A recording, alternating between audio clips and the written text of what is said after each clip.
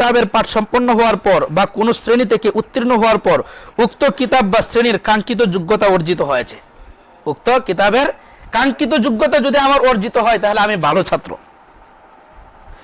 ভালো ছাত্র হওয়ার এ হলো সর্বপ্রথম স্তর, এবং এই স্তরের পরে রয়েছে আরো অনেক স্তর।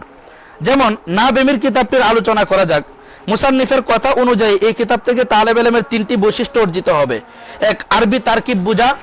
2 নম্বর, মুরাদ মাবনি চিনা। 3 নম্বর, আরবি ইবারত সহিভাবে পড়তে পারা। এই কিতাবটি বা এই পর্যায়ের কোনো একটি কিতাব যথাযথভাবে পড়া হলে উপরোক্ত তিনটি যোগ্যতা অবশ্যই অর্জিত হবে। অতএব নাবেমির জামাতের ভালো ছাত্র সে যদি উপরোক্ত তিনটি বিষয়ের যোগ্যতা অর্জন করে, মুরাদ মাবনি চেনে, আরবি তারকিব করতে পারে এবং এবারও সহিভাবে পড়তে পারে, তাহলে সে ভালো ছাত্র। যার এই যোগ্যতা অর্জিত হয়নি তাকে আরো মেহনত করতে হবে। কেউ ইমতিহানে ভালো নাম্বার পেলেই বা সহপাঠীদের মধ্যে ভালো ছাত্র হিসেবে পরিচিত হলে সে বাস্তবে ভালো হয়ে যায় না। এই লক্ষ্যকে সামনে রেখে প্রত্যেক তালেব ইলমের জন্য অপরিহার্য নিজে চিন্তা ভাবনা করা বা নিজের তালিমি মুরব্বীর পরামর্শ অনুসারে শিক্ষাবর্ষের শুরুতেই নিজের শ্রেণী ও পাঠ্য কিতাব সমূহের কাঙ্ক্ষিত যোগ্যতা সম্পর্কে স্পষ্ট ধারণা লাভ করা এবং এ ব্যাপারে প্রয়োজনীয় মেহনত শুরু করা। তাহলে আমি যে স্তরে আছি সেই স্তরের যোগ্যতাটা যদি আমার অর্জিত হয় তাহলে আমি কি ভালো ছাত্র। মাওলানা আব্দুল ওয়াহাব সাহেব এটা বলছেন 34 নম্বর পৃষ্ঠা। এরপরে 67 নম্বর পৃষ্ঠা যায় উনি আরেকটা সুন্দর তারিফ দিয়েছেন তালেব ইলমের। উনি বলেন তালেব ইলম ভাইদের প্রতি দ্বিতীয় এই অবসরে, হ্যাঁ, যে অনেক তালেব ইলম যখন আমরা কি পাই গনিমত মনে করি, একটা সময় যখন পাই, এখন মনে করো যে বন্ধের সময় চলতেছে, এটা আমরা গনিমত মনে করি না? তো এই সময়টাই অনেকেই বলে কি যে আজকে শুরু করবো না কালকে শুরু করবো, এরকম বলি না? আজকে শুরু করবো না কি করবো, কালকে শুরু করবো। তাদের উদ্দেশ্যে বলতেছেন এই অবসরে আমার ভাইদের খেদমতে সর্বশেষ দরখাস্তটি হলো দয়া করে আপনারা নিজেদেরকে ধোঁকায় ফেলে রাখবেন না। কোথায় ফেলে রাখবেন না? ধোঁকায় ফেলে রাখবেন না। করা উচিত, করব, এমন করতে পারলে ভালো হতো, এ ধরনের অসার আকাঙ্ক্ষা, এগুলো হলো অসার আকাঙ্ক্ষা, মানে এটা আসলে তোমার থেকে কি নয়, কাম্য নয়। যাকে লাইতা এবং আল্লাহর রূপ পাওয়া বলে। কিসের রূপ এটা? লাইতা এবং আল্লাহর রূপ বলে এটাকে। আচ্ছা, তো উনি বলতেছেন যদি কাজ করতে হয় তো কাজে নেমে পড়ুন, এখনই নেমে পড়ুন। কাজও করবেন না, আবার কথাবার্তায় এমন ভাব প্রকাশ করবেন যেন বাস্তবিকই আপনি তালেব ইলম। এইটা আপনার উস্তাদদের জন্য খুবই পীড়াদায়ক। তাহলে তালেব ইলমের আরেকটা কাজ হলো কি, যে তুমি সময় পাইছো তো সাথে সাথে কি করো, ইলমের মাঠে নেমে যাও। এটা হলো তালেব ইলমের আরেক সংজ্ঞা। তো আমরা কি সেই তালেব ইলমের যে সংজ্ঞা রয়েছে এগুলোর মধ্যে পড়ছি কিনা সেটা আগে আমাকে কি করতে হবে, আমার যাচাই করতে হবে। এবার খুবই গুরুত্বপূর্ণ দুইটা বিষয়, যে তালেব ইলমের টার্গেট কি হওয়া উচিত। তালেব ইলমের, আমরা যে সবাই পড়তেছি, দেদা আরসে পড়তেছি মাদ্রাসার মধ্যে, আমার কোনো টার্গেট আছে কিনা? প্রত্যেকটা তালেব ইলমের দুইটা টার্গেট হওয়া দরকার। কয়টা টার্গেট? দুইটা টার্গেট দরকার। যদি আমরা এই দুইটা টার্গেটে সফলতা অর্জন করতে পারি, অবশ্যই অবশ্যই আল্লাহ পাক রব্বুল আলামিন আমাদেরকে আসমান থেকে একেবারে ভরপুর রিজিক দান করবেন, এতে কোনো সন্দেহ নাই। আল্লাহ পাক আমার রিজিকের দায়িত্ব নিয়ে নিবেন। রিজিকের ব্যাপারে কি করা লাগবে না, তোমার চিন্তা করা লাগবে না। সেই দুইটা টার্গেট কি? 1 নম্বর হলো ইখলাস, 2 নম্বর হলো ইখতিসাস। ইখলাস এবং কি ইখতিসাস। এজন্য অনেকেই বলেই ফেলছেন ইখলাস এবং ইখতিসাস এটাই হলো সফলতার দুটা স্তম্ভ। ইখলাস এবং ইখতিসাস সফলতার স্তম্ভ। আমি এখানে আপনাদের জন্য নোট করছি, একটু পড়ে শোনাইতেছি ইখলাস কি জিনিস এবং ইখতিসাস কি জিনিস। মানব জীবনের প্রতিটি কাজের পিছনে দুটি মৌলিক শক্তি কাজ করে, অন্তরের বিশুদ্ধতা এবং কর্মের দক্ষতা। ইখলাস হলো অন্তরের বিশুদ্ধতা, সহি নিয়তে পড়া, আর ইখতিসাস হলো কোনো একটা বিষয়ে কি হওয়া, বিশেষ যোগ্যতা অর্জন করা। কিছু পারলাম না এটা দ্বারা কাজ হবে না, নিজেই দুঃখা খাইব একসব। এজন্য যে ফোন নিয়ে পড়বো সেই ফোনটা যেন আমার কি হয়, খুব ভালোভাবে সেটার মধ্যে আমার মাহারত এবং দক্ষতা অর্জন হয়।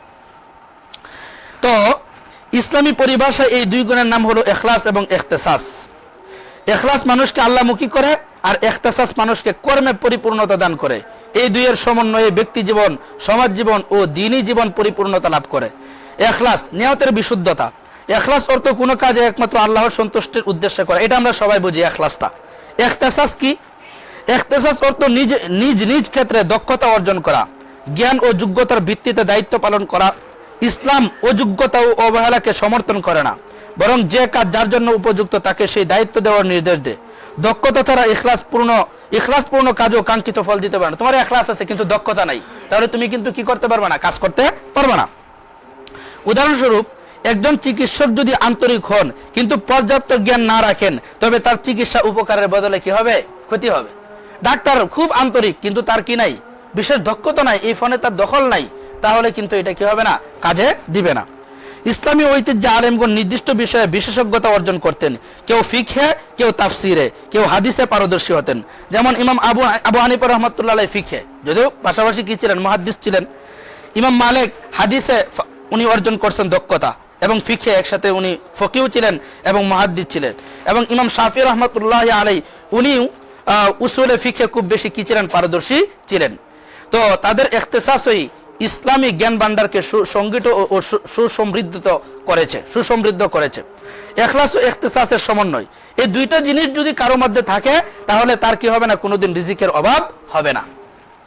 দেখো এখানে উলুমুল হাদিস কেন, মাননীয় সিরাজুস সালিকিন ভাই উনি এই কথাটা খুব সুন্দরভাবে বলছেন। 17 নম্বর পৃষ্ঠায় উনি বলছেন যে ইখলাস ও ইখতিসাস অর্থাৎ নিয়তের বিশুদ্ধতা ও বিষয়ের বিশেষজ্ঞতা।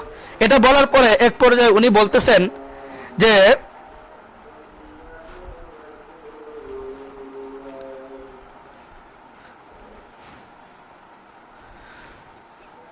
উনি বলেন আল্লাহর সঙ্গে মুআমালা হবে ইখলাসের এবং ইলমের সঙ্গে মুআমালা হবে ইখতিসাসের। হাদিস বলো, ফিক বলো, সরব বলো, নাহু বলো, আদব বলো, ভাষা সাহিত্য বলো, যে কোনো শাস্ত্রের কথাই বলো, তাতে তুমি বিশেষজ্ঞতা ও পূর্ণ যোগ্যতা অর্জনের চেষ্টা করো, তাহলে তুমি যেখানেই থাকো, এই কথাটা খুব গুরুত্বপূর্ণ, তাহলে তুমি যেখানেই থাকো মানুষ তোমাকে খুঁজে খুঁজে বের করবে। তুমি যদি দুয়ার বন্ধ করে ঘরেও বসে থাকো, মানুষ তোমাকে বাধ্য করবে দুয়ার খুলে বের হওয়ার জন্য। মানুষ হাতে ধরে পায়ে ধরে অনুরোধ করবে, আমার কাজ করে দিন, আপনার যা কিছু শর্ত ও চাহিদা আমি তা পূর্ণ করব। যোগ্যতার মাঝে স্বভাবগতই আল্লাহ রাব্বুল আলামিন আকর্ষণের ও বিকাশের গুণ রেখেছেন। তোমার মাঝে কোন বিষয়ে যোগ্যতা থাকবে আর মানুষকে তা আকৃষ্ট করবে না, তোমার মাঝে কোনো বিষয়ের যোগ্যতা থাকবে আর মানুষকে তা আকৃষ্ট করবে না, তা হতে পারে না। তাহলে আমাদেরকে তালেবে ইলমের দুইটা টার্গেট, এক নম্বর হলো ইখলাস আর একটা হলো ইখতিসাস। ইখলাস এবং কি ইখতিসাস। এখন কথা হলো যে এটা নির্ধারণের সময়টা কোনটা। আমার যে এই টার্গেটের আমরা এখানে অনেকেই বসছি, অনেকেই আছে যে শুরুর ক্লাসে পড়তেছি, অনেকে আবার দাওরা পড়তেছি, এরকম আছে না যে রেজন দাওরা পড়তেছে, উলুমুল হাদিস পড়বে। তো এখন আমাদের এই সময়টা আসলে কোনটা, আমি যে টার্গেটটা বানাবো এটা কোন সময় থেকে হওয়া উচিত, ইখতিসাসের বিশেষ করে ইখতিসাসের সময়টা কোনটা। দেখেন তো মাওলানা সিরাজুস সালিকিন ভাই বলছেন যে অন্তত কেউ যদি আগে টার্গেট না বানাইতে পারে তাহলে অন্তত জালা লাইন থেকে, কিসের থেকে, জালা লাইন থেকে তোমাকে কি করতে হবে, টার্গেটটা নির্ধারণ করতে হবে। আমি কি ফকিহ হব নাকি মুহাদ্দিস হব, মানে সব বিষয় তোমার মোটামুটি মোতালা থাকবে, কিন্তু একটা বিষয়ে তোমার কি করতে হবে, পারদর্শিতা অর্জন করতে হবে। তো তুমি যদি জালালাইন পড়ে থাকো এই বছর, বা সরাবেকায় পড়ছো জালালাইন পড়বা, মেশকাত পড়ছো দাওরা পড়বা, তাহলে অবশ্যই এখন থেকে তোমার কি করতে হবে, প্রস্তুতি নিতে হবে। কিন্তু আব্দুল মালিক সাহেব দেখেন খুব সুন্দর একটা কথা বলছেন, খুব দুঃখের সাথে কথাটা বলছেন যে আমাদের তালেবে ইলমের টার্গেট কোন সময় হওয়া উচিত, কিন্তু টার্গেট বানাই যায় দাওরার পরে। টার্গেট হওয়ার আগে দরকার, অনেক আগে হওয়া দরকার, কিন্তু টার্গেট বানাই কোন সময়, দাওরার পরে। এটা উনি খুব কষ্ট পায় বলছেন 68 নম্বর পৃষ্ঠায়, তালেবান ইলম পথ ও পাথেয় 68 নম্বর পৃষ্ঠায় উনি বলছেন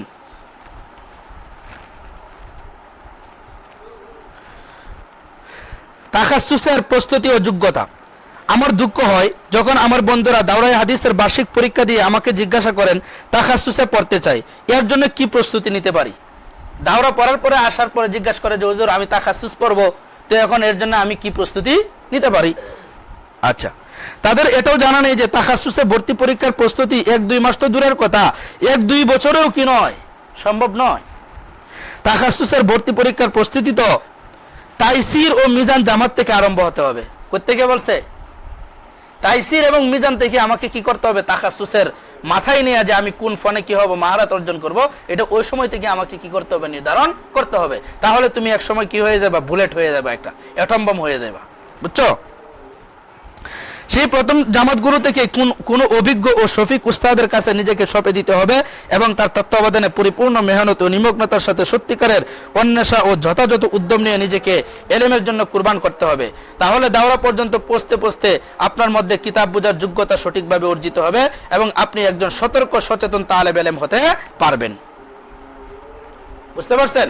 তাহলে আমাদের টার্গেটটা, যারা এখনো নিজেদের টার্গেট বানাই নাই, এখনই আমরা কি করে ফেলি, নিজেদের টার্গেট করে ফেলি।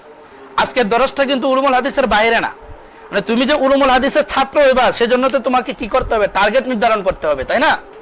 তো এজন্য এটা মুকাদ্দিমা স্বরূপ আজকে তোমাদেরকে কিছু কথা বলতেছি। এখন ইখতিসাস অর্জন করার জন্য কি কি শর্ত? ইখতিসাস, আমি তো বললাম যে তালেব ইলমের টার্গেট দুইটা, ইখলাস এবং ইখতিসাস। তো ইখলাস তো আল্লাহওয়ালা শফিক উস্তাদ, মুরব্বী উস্তাদ বা তোমার তালিমি মুরব্বীর কাছে গেলেই তোমার তাদের সোহবতে কি হবে, ইখলাস অর্জিত হবে। ইখতিসাস কিভাবে অর্জিত হবে? ইখতিসাস অর্জিত হবে দুইটা জিনিসের মাধ্যমে। কয়টা জিনিসের মাধ্যমে? এক নম্বর হলো ইলমের পিপাসা থাকতে হবে। কি থাকতে হবে? ইলমের পিপাসা থাকতে হবে, প্রচুর পরিমাণ ইলমের পিপাসা থাকতে হবে। আর দুই নম্বর হলো ইলমের জন্য মেহনত, মুজাহাদা এবং হাড়ভাঙ্গা পরিশ্রম করতে হবে। দুইটা শর্ত বললাম, ইলমের জন্য পিপাসা থাকতে হবে প্রচুর পরিমাণ, আর দ্বিতীয় নাম্বার হলো ইলমের জন্য মেহনত, মুজাহাদা এবং হাড়ভাঙ্গা কি থাকতে হবে, পরিশ্রম থাকতে হবে। কয়েকটা উদাহরণ দিচ্ছি তোমাদেরকে যে সলাফের ইলমি পিপাসা কেমন ছিল। হযরত উরওয়া ইবনে জুবায়ের রাদিয়াল্লাহু তাআলা আনহু হাররার ঘটনায় মদিনায় আগুন লাগছিল এক সময়। ওই সময় দেখা গেছে যে ওনার ঘরের অনেকগুলা কিতাব কি করছে, পুড়ে গেছে। তখন উনি আফসোস এবং কান্না করে এত কষ্ট পায় একটা কথা বলছেন যে আল্লাহ, এই কিতাবগুলোর পরিবর্তে আমার যদি কয়েকজন সন্তান মারা যায় তো আমার এত কষ্ট লাগতো না, এই কিতাবের জন্য যে পরিমাণ কষ্ট লাগতেছে। তাহলে এখান থেকে কি বোঝা যায়, ইলমের তৃষ্ণাটা তাদের কি ছিল, অনেক বেশি ছিল। সিয়ারু আলামিন নুবালাতে এই ঘটনা উল্লেখ আছে। এরপরে